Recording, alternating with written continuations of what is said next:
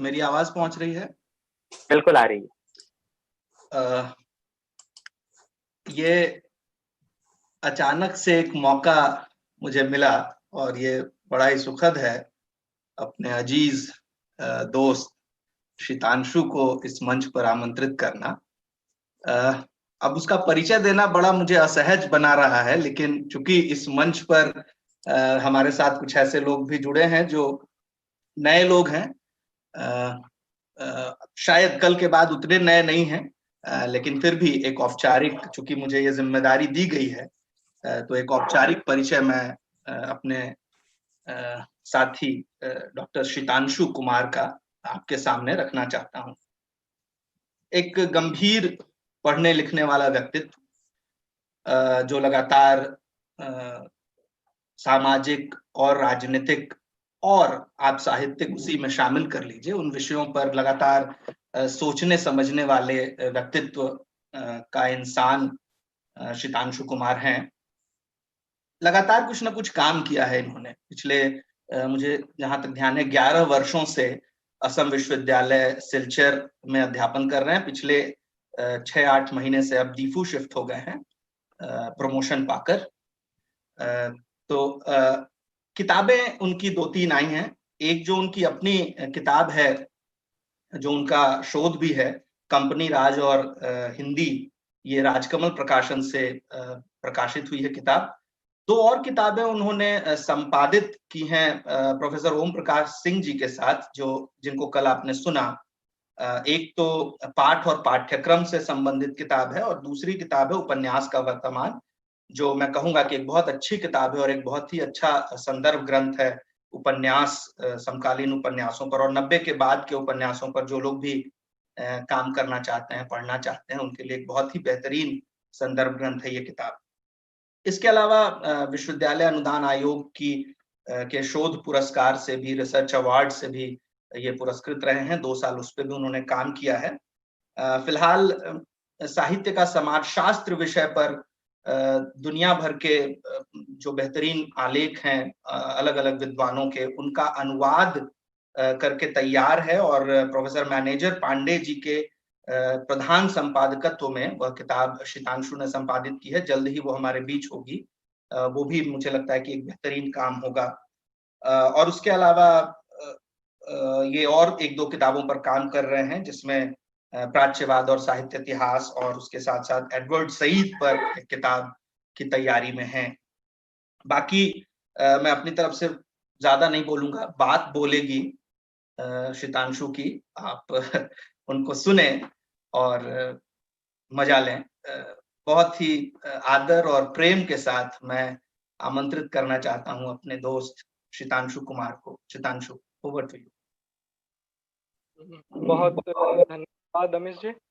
इतना प्रेम और इतना स्नेह जब वक्तव्य देने से पहले ही मिल जाए तो काफी अच्छा लगने लगता है। सबसे पहले राजकीय महाविद्यालय संत कबीर नगर के प्राचार्य चंदन जी, आज के इस कार्यक्रम के आयोजन मंडल के सदस्य अभिषेक जी, नीलांबुस जी, ज्योति जी, सभी आमंत्रित वक्तागण और साथियों, आज जो विषय मुझे बातचीत करने के लिए दिया गया है वह है नवउदारवाद और हिंदी उपन्यास। मुझे आधे घंटे का समय दिया गया है और मैं कोशिश करूंगा कि आधे घंटे 25 मिनट आधे घंटे में मैं अपनी बात रख। देखिए, नवउदारवाद के इस दौर में चीजें किस दिशा में जा रही हैं, इसको लेकर कोई दुविधा नहीं है। पिछले 20-30 वर्षों में इन नीतियों की क्रूरता का, इसकी छद्मता का, इसकी आक्रामकता का, भ्रमों की निर्मित में इसके सामर्थ्य का अत्यधिक विस्तार हुआ है। और अगर आप ये 3-4 महीने जो देखेंगे, जो कोरोना का पीरियड है 4-5 महीने में, तो आपको पता चल जाएगा कि किस रूथलेस तरीके से, बेरहम तरीके से ये नीतियां सत्ता के साथ गठजोड़ करके अपना काम करती हैं।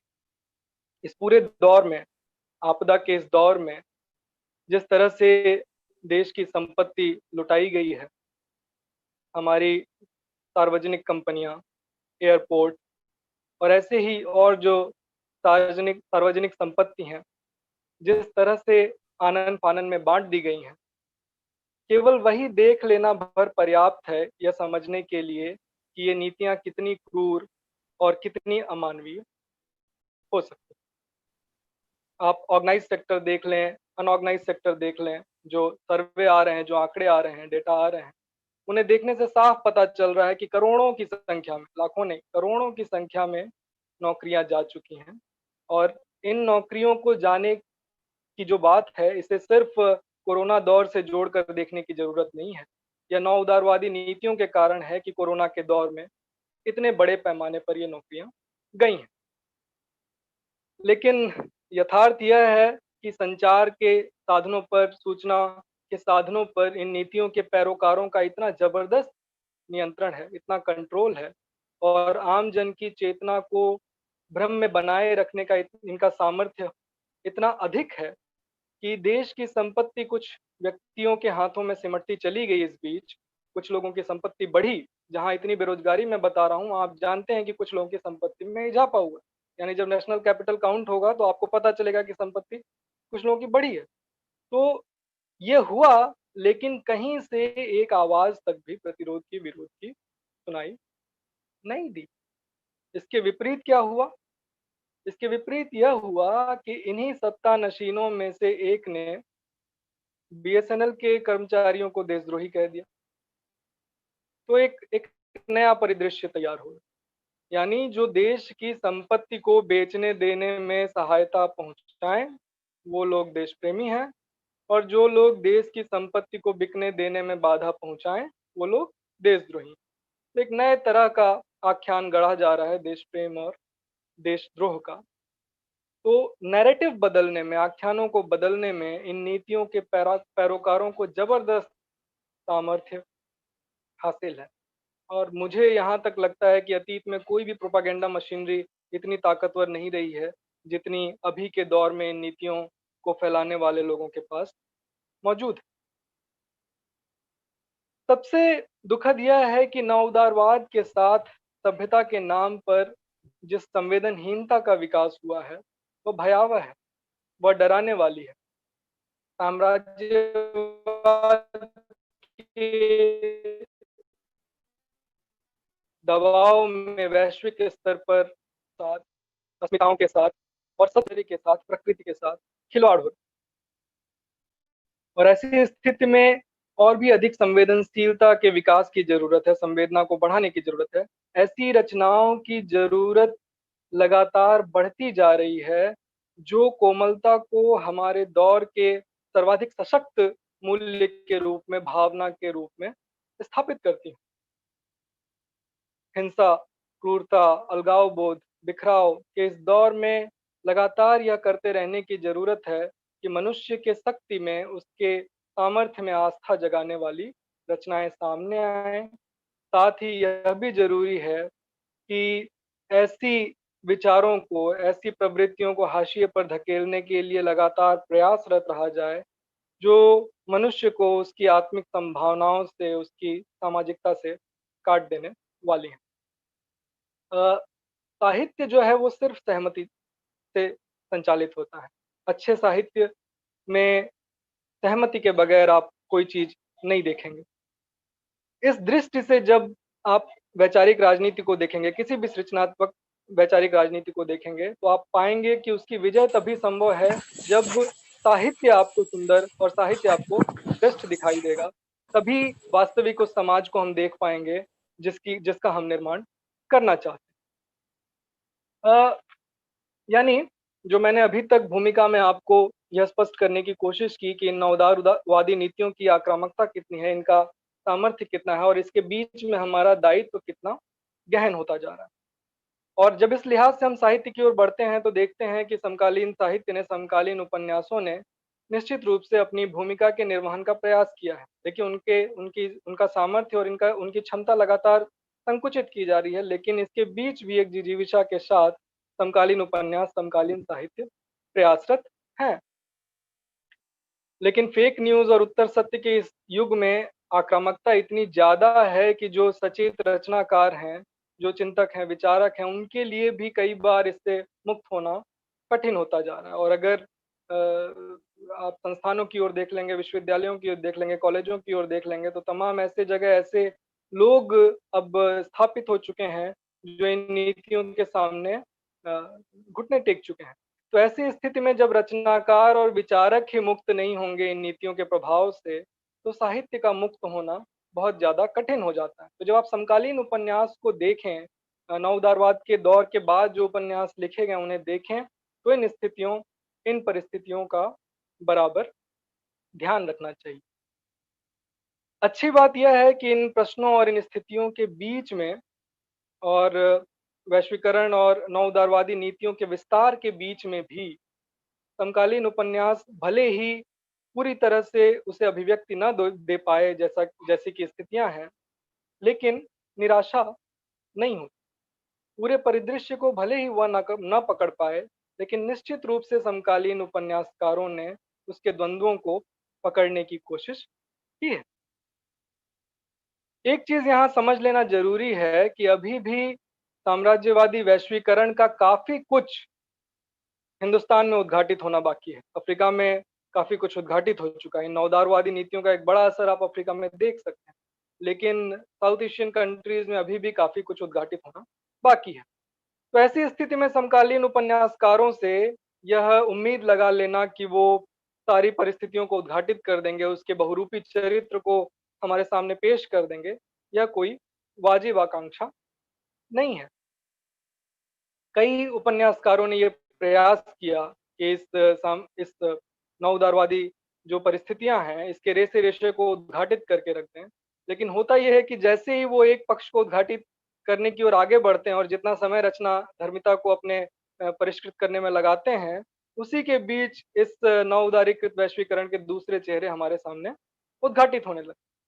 तो इसलिए जो जिस जिस उपन्यास की हम बातचीत कर रहे हैं उसे उसे थोड़ी सहानुभूति के साथ देखना जरूरी है। क्या कभी ऐसा हुआ कि इतने सारे भ्रमों का, इतने सारे छलावों का एक साथ किसी युग में रचनाकार ने सामना किया हो, जहां झूठ पे इतने सारे मुलम्मे चढ़ाकर, सच के मुलम्मे चढ़ाकर ऐसे प्रस्तुत किया जाता है कि नागरिकों के सामने उपभोक्ता बनकर उसे स्वीकार करने के अलावा उसके पास कोई रास्ता नहीं है।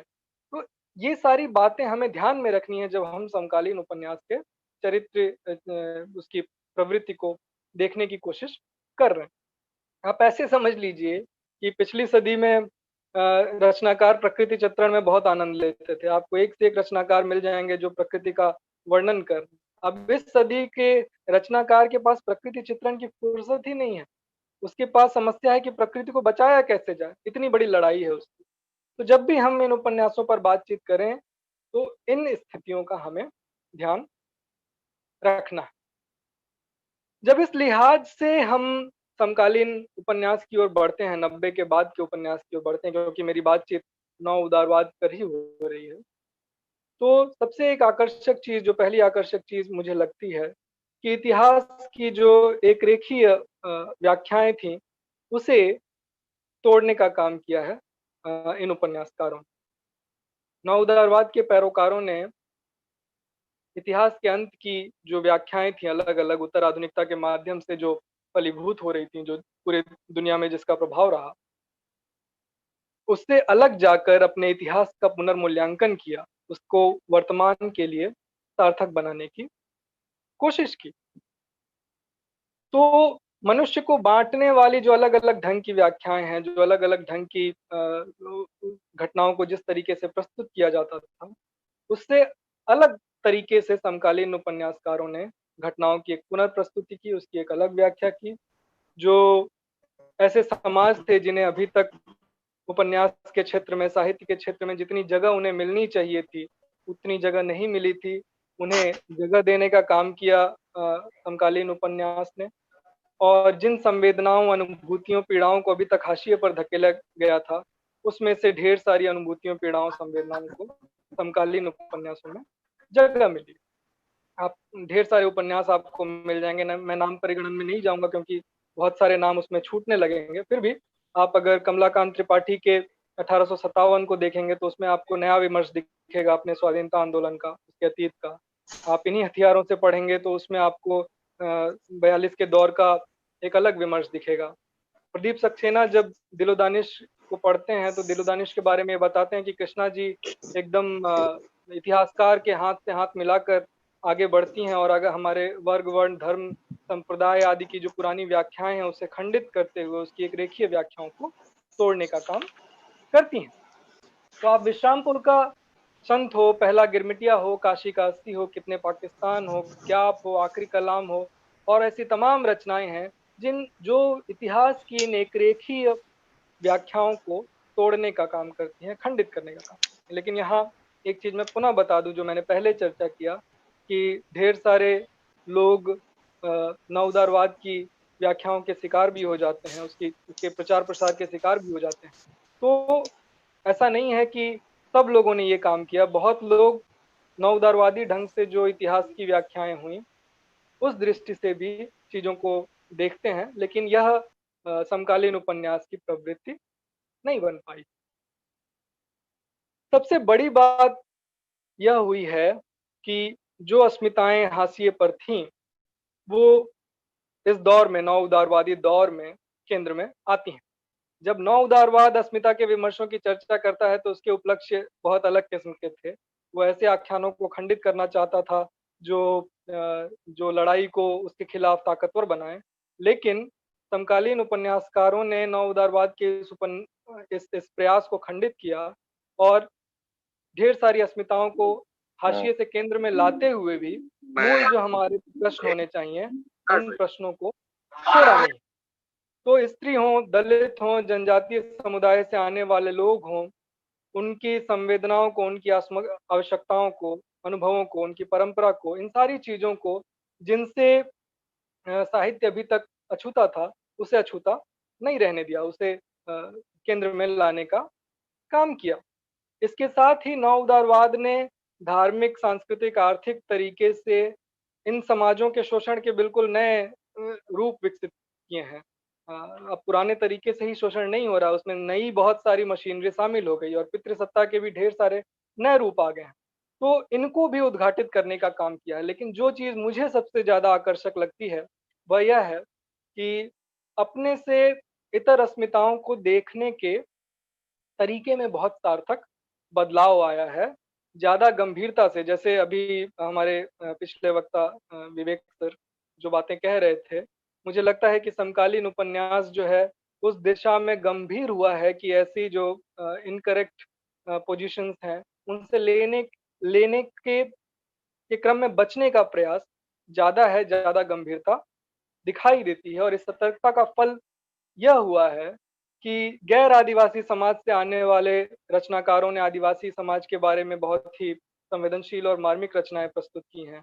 जो गैर दलित समाज से आने वाले रचनाकार हैं, उन्होंने दलित समाज के बारे में बहुत ही संवेदनशील ढंग से गहराई के साथ शोध करके अपनी बात रखने की कोशिश की है। स्त्रियों ने स्त्री प्रश्न से आगे बढ़कर, स्त्री प्रश्न से बाहर निकल कर वो पहले भी करती रही हैं, लेकिन इस दौर में आप देखेंगे कि और ढेर सारे वैश्विक स्तर के जो प्रश्न हैं और भारतीय प्रश्न हैं, उसे उठाने का काम किया। इस दृष्टि से एक बड़ा परिवर्तन 90 के बाद एक चेतनशीलता, गंभीरता दिखाई देती है। 90 के दशक के बाद स्त्रियों ने जिस बड़े पैमाने पर उपन्यास लिखे, उसे ही ध्यान में रखते हुए मैनेजर पांडे ने इसे लेखिकाओं के उपन्यास का दशक कहा। तो यह एक सार्थक अ, हस्तक्षेप था लेखिकाओं की ओर से, लेकिन जितना उपन्यास दलित रचनाधर्मिता की ओर से आना चाहिए था 20वीं सदी के आखिरी दशक में, उतने उपन्यास नहीं दिखाई देते। इस पर गंभीर शोध की ज़रूरत है कि ऐसा आखिर क्यों होता है? इस पे बातचीत हो रही है, लोगों ने लिखा भी है, लेकिन अभी भी मुझे लगता है कि काफ़ी शोध की गुंजाइश है कि जो दलित रचनाधर्मिता है, उससे आत्मकथा तो इतने श्रेष्ठ आए, लेकिन उपन्यास अभी भी उतने माने 20वीं सदी के आखिरी दशक में उतने नहीं दिखाई देते। जब हम 21वीं सदी में प्रवेश करते हैं, तो निश्चित रूप से दलित रचनाधर्मिता हमें ढेर सारे उपन्यास देना शुरू करती है। और जैसा कि मैं बता रहा था कि शोषण के नए रूप विकसित हुए हैं, तो इसी तरह आदिवासी समाज ने नव-उदारवादी नीतियों का बहुत सामना किया है और उनकी जल, जंगल, ज़मीन पर सर्वाधिक खतरा मंडराता रहा है। तो उनके जो शोषण के नए रूप हैं, उसका भी काफ़ी कुछ वर्णन इन उपन्यासों में देखने को, समकालीन दौर के उपन्यासों में देखने को मिलता है। कई ऐसे उपन्यास हैं, रणेंद्र के उपन्यास को आप ले सकते हैं इस दृष्टि से, जो महत्वपूर्ण है। और रणेंद्र के उपन्यासों को ही ध्यान में रखते हुए विजय बहादुर सिंह ने कहीं यह कहा है कि उन्होंने जिस तरीके से वर्णन किया है, अब समय ये है कि हम केवल उन लड़ाइयों की बातचीत ना करें, उसे डिबेट्स में ना रखें, बल्कि आगे बढ़कर सीधे-सीधे हम उन लड़ाइयों में शामिल हों, जो ये समाज लड़ रहे हैं। तो इन सार्थक बातों के अतिरिक्त हमें लगातार ये जो मैं आपसे कहना चाह रहा हूँ कि पूरे नव उदारवाद की दौर में जो भ्रमों की निर्मितियाँ हैं, वो बहुत ताकतवर हैं। तो ये भी समझते रहना होगा कि जब हम इन रचनाओं को पढ़ें, तो उस पक्ष का भी बराबर ध्यान रखें। साम्राज्यवादी वैश्वीकरण ने उत्तराधुनिकता के माध्यम से इन विचारों को वैचारिक जगत में बहुत अधिक प्रसारित किया है, जिससे हमारा ध्यान मूल प्रश्नों से हटकर कई बार ऐसे प्रश्नों की ओर जाता है जिसकी ओर नहीं जाना चाहिए। अब मैं आपको उदाहरण दूँ दलित विमर्श के संदर्भ में, तो आप अगर अध्ययन करेंगे तो पाएँगे कि दलित विमर्शकारों में एक बड़ा खेमा ऐसा है जो नव उदारवादी नीतियों के पक्ष में खड़ा है, जो उस एक्सट्रीम तक सोचने को तैयार नहीं है कि नव उदारवादी नीतियों के बाद जब पूरा राष्ट्र ही बर्बाद हो जाएगा, तो उसमें दलित समाज के बचने की कहाँ तक गुंजाइश है। इसी तरीके से आप स्त्री विमर्श को देखेंगे तो वैश्विक स्तर पर यह हुआ कि जो स्त्रियों के वास्तविक प्रश्न हैं, जो उनके संघर्ष हैं, जो जो मज़दूर स्त्रियों की जो पीड़ाएँ हैं, उनकी ओर ध्यान न देकर उच्च वर्गीय स्त्रियों की आशाओं, आकांक्षाओं को ही बहुत ज़्यादा प्रश्रय दिया जाने लगा। और अगर आप बॉलीवुड की ओर देखें तो किस तरीके से उसने हमारे स्त्री विमर्श के प्रश्नों को कुछ छोटे-छोटे प्रश्नों में रिड्यूस करने की कोशिश की। जो भारतीय महिलाओं की वास्तविक लड़ाई है, उस लड़ाई से उसका ध्यान हटाने की कोशिश की। तो उपन्यासों में कहीं-कहीं छवियों में, दृश्यों में इन चीज़ों का प्रभाव दिखता है कि उत्तराधुनिकता जो जिन प्रवृत्तियों को फैलाना चाह रही थी, उन प्रवृत्तियों का प्रभाव भी दिखता है। लेकिन ज़्यादातर उपन्यास पितृसत्ता के जो रूप विकसित हुए हैं या घरेलू हिंसा है, पीड़ा है, जो जो भी दिक्कतें या जो भी उनकी संवेदना के दूसरे पक्ष हैं, उसका वर्णन करने में समकालीन उपन्यास समर्थ रहा है। अब यहाँ मैं आपको अ, यह बताना चाह रहा हूँ कि कैसे कोई समाज कैसे पहचाने कि नवउदारवादी नीतियाँ बहुत आक्रामकता से आपके समाज पर हावी हो रही। तो इसका बहुत आसान एक तरीका मैं पद्धतिगत बताता हूँ।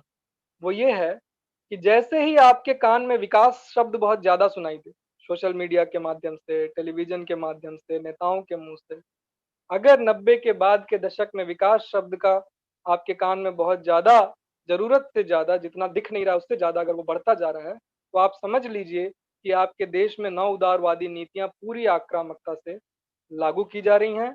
देश की संपत्ति को बड़े पैमाने पर कुछ ऐसे पूंजीपतियों के हाथ में सिमटने का प्रयास किया जा रहा है, जिनके माध्यम से अपनी राजनीति को, अपने निजी स्वार्थों को चमकाया जा सके। तो ये जो विकास शब्द है, ये एक जुमले की तरह अब प्रयुक्त होने लगा है और इसकी वास्तविकता का उद्घाटन भी समकालीन उपन्यासकार बहुत ही अ, समझदारी के साथ कर रहे हैं। इस विकास के साथ आने वाली जो व्यथाएँ हैं, विस्थापन की पीड़ा है, भ्रष्टाचार है, हिंसा है, अलगाव बोध है और अपने ही राष्ट्र में अन्य होने की जो पीड़ा है, ये सब कुछ समकालीन उपन्यासों में दिखाई देता है कि किस तरह से संपत्ति जो हाशिए का समाज है उसके हाथ से निकलती जा रही है और बदले में उसे धेला भी नसीब नहीं हो रहा है और यह सारी संपत्ति कुछ लोगों के हाथों में सिमटती जा रही है। वीरेन जैन के उपन्यासों में डूब और पार में जो सामना करते हैं जनता इन स्थितियों का, उसका बहुत ही अच्छा चित्रण दिखाई देता है। तो जिस तरीके से 90 के बाद अ, इन प्रवृत्तियों का विकास के संदर्भ में जिसकी मैंने चर्चा की वह दिखती है, वैसे ही आप देखेंगे कि जिन जगहों पे नवउदारवाद हावी होता है, ये नीतियाँ हावी होती हैं, वहाँ पे प्रतिक्रियावादी ताकतें बहुत ज़्यादा बढ़ जाती हैं। आपको कोई ना कोई प्रतिक्रियावाद दिखाई देगा। जहाँ-जहाँ नव उदारवाद की विजय हुई, वहाँ आपको उग्रता दिखाई देगी, अंधापन दिखाई देगा। तो आप देखेंगे कि हिंदुस्तान में भी 90 के बाद सांप्रदायिकता, उग्र राष्ट्रवाद, अंध राष्ट्रवाद, फासीवाद, इसने जोर पकड़ा है। इसकी चिंता 90 के बाद बहुत तेजी से बढ़ी है और पुनः उपन्यासकारों ने इन दृश्यों को पकड़ने की, इन स्थितियों को पकड़ने की कोशिश की। ऐसे उदाहरण समकालीन उपन्यास में ढेर सारे मिलते हैं, जो आकर्षक है, जहाँ अन्य की अस्मिता को बहुत सहानुभूतिपूर्वक या संवेदनशीलता के साथ समझने की कोशिश की गई है और अपनी अस्मिता को बहुत ही आलोचकीय नज़र से देखने की कोशिश की गई। इसका इसका बहुत ही फ़ायदा मिला। फ़ायदा ये मिला कि जो सिर्फ़ बहुसंख्यक धर्म नहीं, जो अल्पसंख्यक धर्म है या दूसरे जो धर्म हैं, उनकी जो कट्टरता है, उनकी जो विडंबनाएँ हैं, उनमें जो रूढ़ियाँ हैं, वो भी उभर कर उपन्यासों में सामने आती हैं। इस दृष्टि से आप कमलेश्वर का कितने पाकिस्तान देखिए, मधु कांकरिया की सेज पर संस्कृति है, असगर वजाहत की कैसी आगी लगाई है, मंजूर एहतेशाम की बशारत मंजिल है, आखिरी कलाम है। कई ऐसे उपन्यास हैं जो इन स्थितियों को हमारे सामने उद्घाटित करते हैं। आप जब सेज पर संस्कृत पढ़ेंगे तो आपको पता चलेगा कि जैन धर्म में भी इतने आडंबर और इतनी क्रूरताएँ हो सकती हैं। बशारत मंजिल पढ़ेंगे तो आपको इस्लाम की जो कट्टरताएँ हैं उसके बारे में पता चलेगा। तो इन उपन्यासों ने एक तो अलग-अलग धर्मों में जो कट्टरताएँ और जो स्थितियाँ विद्यमान हैं उसका उद्घाटन किया, लेकिन इसके साथ एक बड़ा काम किया कि बहुसंख्यक धर्म की अ, जो बहुसंख्यकवाद जिस तरीके से दुनिया भर में अपने पैर पसार रहा है और हिंदुस्तान के संदर्भ में उसे उद्घाटित करने का काम इन उपन्यासकारों ने किया है। देखिए, सभी धर्मों में कट्टरताएँ विद्यमान हैं, रूढ़ियाँ विद्यमान हैं, अच्छाइयों के साथ।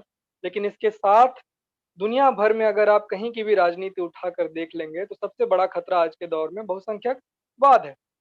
और कहीं भी आप देख सकते हैं, पाकिस्तान या अफ़गानिस्तान में जो गैर मुस्लिम संप्रदाय हैं, हिंदू हों या सिख हों, उन्हें जिन चीज़ों का सामना करना पड़ रहा है, या बांग्लादेश या नेपाल या श्रीलंका जैसे जगहों पे जो छोटी अस्मिताएँ हैं या हाशिए पर हैं, उन्हें जिन चीज़ों का सामना करना पड़ रहा है। किस तरीके से बर्मा में मुसलमानों को जिस तरीके से परेशान करके बाहर किया गया, या चीन में जिन्हें तो कोई खतरा नहीं है भाई, जो बार-बार जिस खतरे की चर्चा होती है, वहाँ मुसलमानों के साथ जो हुआ, आप सऊदी या दूसरे देशों में जहाँ गैर मुस्लिम संप्रदायों के साथ जो हो रहा है, या जिन्होंने सबसे ज़्यादा पीड़ा झेली यहूदी समुदाय जो इज़राइल में अभी काबिज़ हैं, उन्होंने वहाँ के मुसलमानों के साथ जो किया, या अमेरिका में आजकल इमिग्रेंट्स के साथ जो हो रहा है, तो दुनिया भर में आप देखेंगे कि ये जो बहुसंख्यकवाद है, वो इन नवउदारवादी नीतियों के हाथों का अस्त्र बना हुआ है। हिंदुस्तान में भी जो सांप्रदायिकता, फासीवाद और ये चीज़ें बढ़ रही हैं, प्रतिक्रियावादी चीज़ें बढ़ रही हैं, आप समझ लीजिए कि नवउदारीकृत वैश्वीकरण के उभार का और उसकी आक्रामकता का समय है, और ये चीज़ें, ये उपन्यास हमारे सामने दिखाती हैं। कितने पाकिस्तान इस लिहाज से महत्वपूर्ण है, जो पूँजी की, राजनीति की और धर्म के इस गठजोड़ को बहुत ही सार्थकता के साथ उद्घाटित करता है और बताता है कि कैसे नए-नए अस्त्र और नए-नए औज़ार विकसित हुए हैं, जो मासूमों की हत्या को, राष्ट्र की संपत्ति के लूटे जाने को, युद्ध थोपने को, मानवाधिकारों के हनन को, धर्म के द्वारा अव्यवस्था फैलाने की कोशिश की जा रही है, उन चीज़ों को उद्घाटित करती हैं और बताता है यह उपन्यास कि जिन समाजों में ये चीज़ें एक बार हो जाती हैं, वो समाज अपनी स्थिति को सुधारने में लगभग नाकाम हो जाते हैं। तो इन सारी चीज़ों को ध्यान में रखने की ज़रूरत है जब हम समकालीन उपन्यास की प्रवृत्तियों को देख रहे हैं। इसी क्रम में थोड़ा और आगे बढ़ते हैं। अ, पूंजीवाद जैसे-जैसे आगे बढ़ता है, उसकी साम्राज्यवादी क्षमता और ज़्यादा उभर कर सामने आती है, और इस साम्राज्यवाद के प्रसार के क्रम में आधुनिकता का विकास होता है, और ये आधुनिकता जैसे-जैसे आपके नज़दीक आती जाती है, आप देखेंगे कि परिवारों का विघटन, संबंधों का टूटना, मुनाफ़े और युद्ध की विभीषिका के नाम पे विस्थापन, और जो क्या कहते हैं, अनाथ हो जाना, इन इ इनकी संख्या लगातार बढ़ते हुए आप देखते हैं। बाज़ारवाद और उपभोक्तावाद को हम बढ़ते हुए देखते हैं, और इस बाज़ारवाद और उपभोक्तावाद के प्रभाव में मनुष्य ज़्यादा से ज़्यादा अकेला होते हुए दिखाई देता है। तो इस पूँजीवादी वैश्वीकरण, साम्राज्यवाद और नव उदारवाद के बीच में, और ये जो स्थितियां मैंने बताई आधुनिकता के नाम पर जो स्थितियां कायम हुई हैं, इनके बीच में समकालीन उपन्यासकार जो हैं वो साधारण मनुष्य की व्यथा कथा को, उसके मनोविज्ञान को, उसके अलग अलग आयामों को हमारे सामने प्रस्तुत करते हैं। आधुनिकता के दौर में जिन भटकामों से व्यक्ति ग्रस्त रहा है, उन भटकामों की व्याख्या करते हुए उसके लिए एक नए किस्म की सामाजिकता को प्रस्तुत करने का काम समकालीन उपन्यास करते हैं। मानवाधिकारों का जो हनन हुआ है, उस हनन को लेकर ढेर सारे चित्र हमारे उपन्यासों में आते हैं। क्रांति के जो सपने थे, उन क्रांति के सपनों का टूटना और फिर भी एक उम्मीद जगाने की कोशिश, इसकी इसके चित्र हमारे उपन्यासों में उभर कर आते हैं। बुजुर्गों की स्थिति या ऐसे समाज जिनके बारे में बातचीत नहीं होती थी, इन बुजुर्गों की स्थिति को लेकर भी उपन्यास लिखे गए हैं। आप कई उपन्यास पढ़ सकते हैं, निर्वासन है, समय सरगम है, रह गई दिशाएं इसी पार है, काशी काशी है, जिनमें इन स्थितियों का सार्थक चित्रण मिलता है। लेकिन अभी भी फिर से मैं कहूँ, हर बार चीज़ों को उद्घाटित करते वक़्त मैं यह भी बताना चाह रहा हूँ कि कहाँ कमियाँ रह गई हैं, और वो कमियाँ इस नौउदारी कृत वैश्वीकरण के प्रभाव स्वरूप भी है कि अभी भी थर्ड जेंडर को लेके या या जो समलैंगिक समुदाय है उसको लेके अभी भी ढेर सारी चीज़ें उद्घाटित होनी बाकी हैं। हमारे साहित्य में अभी भी इनको उतना स्थान नहीं मिला है जितने स्थान की हमें उम्मीद है। ये जो नवउदारवाद है, ये जब किसी समाज पर हावी होता है, तो ये देखता है कि क्या इसके फ़ायदे की चीज़ है और क्या इसके नुकसान की चीज़ है। तो जहाँ इससे मुनाफ़ा नहीं दिखाई देता, वहाँ चीज़ों को ख़त्म कर देने के लिए पूरी तरह प्रयास रहता है। तो लोक संस्कृति के जो लोक संस्कृति के जो ऐसे तत्व हैं जिसकी इन्हें ज़रूरत नहीं है, उसकी मृत्यु इसके लिए बहुत ज़्यादा फ़ायदेमंद है। ऐसे में समकालीन उपन्यासकारों ने यह प्रयास किया है कि हमारे जो लोक भाषाएँ हैं, उसके जो रस का भी हमें थोड़ा बहुत पान हम करते रहें उसका, उसके रस को बचाने की भी कोशिश की है। कृष्णा सोबती इस दृष्टि से अप्रतिम है, उनके यहाँ इसका बहुत प्रयास दिखाई देता है। आप वीरेंद्र जैन का उपन्यास डूब पढ़ेंगे, तो वहाँ पे भी बुंदेलखंड का जो असर है, वो दिखाई देगा। मैत्रेयी पुष्पा के विचारों से बहुत सारे लोगों को असहमति होती है, लेकिन उनकी भाषा को लेकर लोगों में कोई दो राय नहीं है कि उनकी भाषा में ये इस तरह का सौंदर्य दिखाई देता है।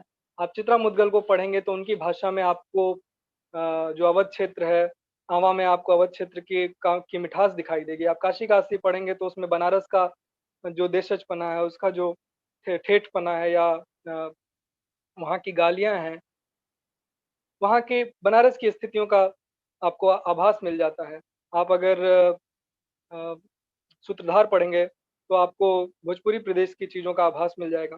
तो इस तरीके से लोक संस्कृति और लोक भाषाओं को बचाने का प्रयास भी समकालीन उपन्यासों में दिखाई देता है, क्योंकि समकालीन उपन्यासकार ये समझ रहे हैं कि उनके ऊपर खतरा सबसे ज़्यादा मंडरा रहा है। चूँकि उपन्यास अब उस समाज के पास पहुँचा था जिसे अभी तक उतनी जगह नहीं मिली थी, पर अब अचानक से जब ये बदलाव आना शुरू हुआ, तो इन समाजों के बिंबों को, प्रतीकों को, मिथकों को, परंपराओं को, एक तरह से पूरे सांस्कृतिक संदर्भ को चित्रित करने की ज़रूरत उपन्यासकारों के सामने आई, और उन्होंने इसकी दिशा में बहुत मेहनत की, बहुत परिश्रम के साथ काम किया, जिसका फल यह हुआ कि हमें 90 के बाद नए विषय वस्तु उपन्यासों में दिखाई देते हैं। इन नए विषय वस्तुओं को रखने के क्रम में ये ज़रूरी था कि नए पात्र और नए चरित्र दिखाई दें। तो इन नए ढंग के पात्रों और चरित्रों से जिससे अपरिचित थे हम, उनसे हमारा परिचय और गाढ़ा होता है। ये सब उपन्यास में दिखाई देता है।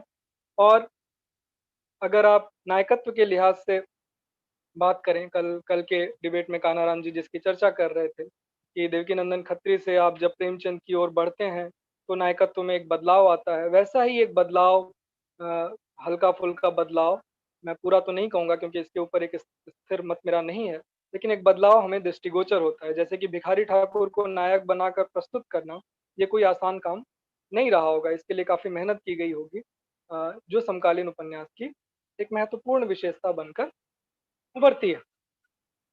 तो अगर इस पक्ष से बात करें तो मैं कुल मिलाकर ये कहना चाहता हूँ कि इन नव उदारवादी प्रवृत्तियों से लड़ने के क्रम में सिर्फ आप